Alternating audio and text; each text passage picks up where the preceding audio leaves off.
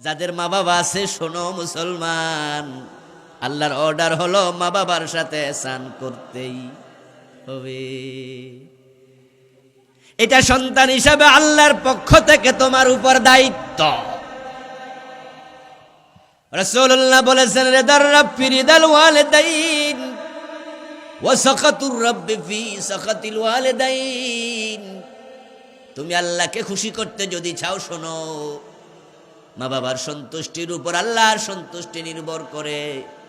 যে সন্তানের উপর মা বাপ না খুশ, মা বাপ নারাজ, শতবার হজ করে আল্লাহকে রাজি করতে পারবে না, কোটি টাকা খরচ করে আল্লাহকে রাজি করতে পারবে না, তাহাজ্জুদ পরে কপালে কালো দাগ ফালাইলেও আল্লাহ রাজি হবে না। 5 তলা 7 তলা 10 তলা বিল্ডিং এর নিচে ফাউন্ডেশন থাকে, ফাউন্ডেশন না থাকলে বিল্ডিং দাঁড়ায় না। যে সন্তানের উপর আল্লাহ তার মা বাবা খুশি না, ওই সন্তানের উপরে আল্লাহ কোনোদিন খুশি হবে না। বরং আমরা যারা আল্লাহকে তাড়াতাড়ি খুশি করতে চাই, কে না চায়? সবাই তো চায় আমার আল্লাহ আমার উপর খুশি হোক। আমি আপনাদেরকে বলছি, যাদের মা বাবা আছে, দোস্ত শোনো, মা বাবাকে খুশি করো, আল্লাহ অতি সহজে খুশি হবে। সুবহানাল্লাহ পড়ে। কথাটা আমার না, কথাটা হচ্ছে কোরআনের সবচেয়ে বড় মুফাসসির যিনি, আব্দুল্লাহ ইবনে আব্বাস, রাসূলুল্লাহর স্বাস্থ্য ভাই, যাকে রাইসুল মুফাসসিরিন বলা হয়, উনার এটা সহিহ বুখারীর হাদিস। আব্দুল্লাহ ইবনে আব্বাস বলেন, ইন্নী লা আ'লামু আমালান আকরাবু ইলাল্লাহি মিন বিররিল ওয়ালিদাইন। তোমরা আল্লাহর কাছে যাওয়ার জন্য, নৈকট্য পাওয়ার জন্য কত আমল করো। আমি ইবনে আব্বাস বলছি, শোনো, আল্লাহর ইবাদত করে করে কাছে যাওয়ার জন্য যত ইবাদত আছে, মা বাবার সন্তুষ্টি অর্জন করো, তাদের খেদমত করো। তাদের খেদমতের মাধ্যমে আল্লাহর যত তাড়াতাড়ি কাছে যাওয়া যায়, এমন আর কোন আমল আছে? আমি ইবনে আব্বাস জানি না। হুমা জান্নাতুকা ওয়া নারুকা, তারাই তোমার জান্নাত, তারা তোমার জাহান্নাম। আল্লাহর হাবিব মেরাজের রাতে যাইয়া দেখেন জান্নাতে এক বেড়া বইয়া বইয়া কোরআন তেলাওয়াত করতেছে। রাসূলুল্লাহ আশ্চর্য হলেন, কি রে, এ বেড়া জান্নাতে আসলো, কোরআনও পড়তেছে, এই অনুমতি আল্লাহ তারে দিল, নিঃসন্দেহে বড় আমলওয়ালা মানুষ। রাসূল দাঁড়ালেন, জিজ্ঞাসা করলেন, জিবরিল মান হুয়া, লোকটা কে? জিবরিল আমিন বলে, ইয়া রাসূলুল্লাহি, আপনি কি চিনেন নাই? হুয়া হারিসা ইবনে নুমান, এটা আপনার সাহাবী হযরত হারেসা। অথচ ইতিহাসে পাওয়া যায় হযরত হারেসা তখনও দুনিয়ায়, তিনি ইন্তেকাল করেছেন অনেক পরে, অনেক পরে। কোন ঐতিহাসিক বলেছেন আমিরে মুয়াবিয়ার যুগে। অথচ রাসূল দুনিয়ার হারেসাকে জান্নাতে কোরআন তেলাওয়াত করতে দেখলো। দুনিয়ায় ফিরে এসে রাসূলুল্লাহ ডাকলেন, হারেসা, এমন কি নেক আমল করো, গোপনে গোপনে জান্নাতে ঢুইক্কা গেছ অলরেডি, কোরআন তেলাওয়াত করতেছো। কালান নবী সাল্লাল্লাহু আলাইহি ওয়াসাল্লাম, দাখালতুল জান্নাতা ওয়া সামিতু ফীহাল কুরআন, আমি জান্নাতে ঢুকে তোমার তেলাওয়াত শুনেছি। হারেসা বিন নুমান জবাব দেন, ইয়া রাসূলুল্লাহ, তেমন কোনো আমল তো নাই, স্পেশাল কোনো আমল নাই, আপনি যেগুলা বলেন সেগুলাই তো আমল করি ইয়া রাসূলুল্লাহ।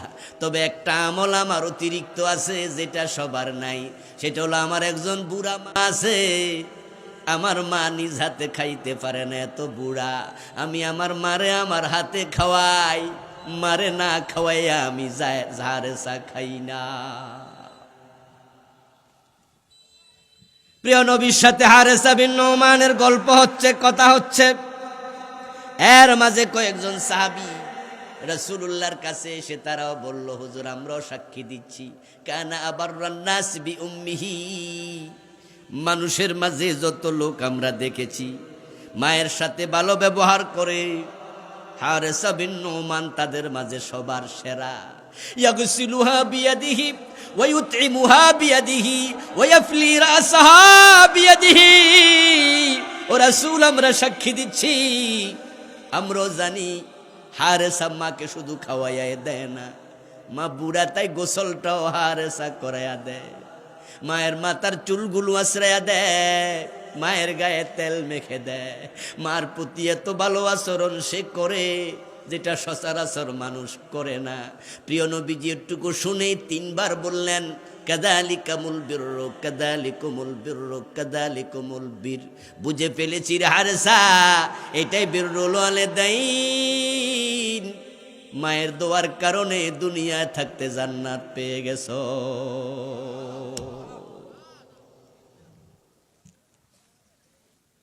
ও যুবকেরা, মা বাবার খেদমত করো, জান্নাত সহজে মিলে যাবে। মা বাবা খুশি তো আল্লাহ খুশি, মা বাবা নারাজ তো আল্লাহ নারাজ। দুনিয়ায় যত সফল মানুষ দেখো, সম্মানী মানুষ দেখো, খোঁজ নিও ভাই, একান্তে খোঁজ নিও। আমি যাদেরকে চিনি, যাদেরকে জানি, সফল মানুষ যারা, বড় আলেম ওলামা যারা, তাদের সবার উপর তাদের মা বাবা খুশি।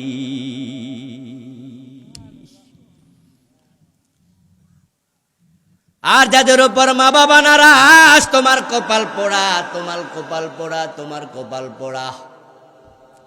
সকালবেলায় মানুষ যখন ঘুম থেকে ওঠে, আসবাহা লাহু বাবানে মাফতুহান মিনাল জান্নাহ আও আসবাহা লাহু বাবানে মাফতুহান মিনান নার। কারো জন্য জান্নাতের 2টি দরজা আল্লাহ খুলে দেয়, কারো জন্য সকালে জাহান্নামের 2টি দরজা আল্লাহ খুলে দেয়। রাসূলুল্লাহ বলেন তা নির্ভর করে গত রাতে মা বাবার সন্তুষ্টির উপরে। গত রাতে যে সন্তানের উপরে তার মা বাবা খুশি ছিল, আল্লাহ সকাল বেলায় ওই সন্তানের জন্য জান্নাতের 2টা দরজা খুলে দিল। আর গত রাতে যে সন্তানের উপরে মা বাবা নারাজ ছিল, সকালবেলা জাহান্নামের 2টা দরজা তার জন্য আল্লাহ খুলে দিল।